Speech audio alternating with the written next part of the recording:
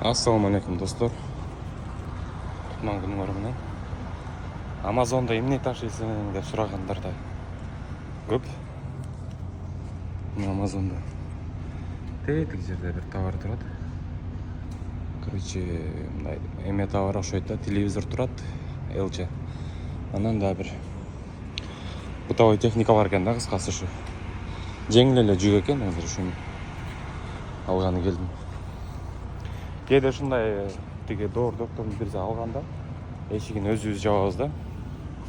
Ошол моментте эле ичинде баягы эмне товар бар экенин көрүп калбасак, башка учурда көрө албайбыз. Көп учурда эле трейлер жабык болот аркасы. И пломба тагылган болуп, биз аны ачканга болбойт.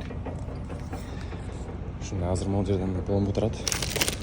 Мен бул пломбаны алып эшикти жабам.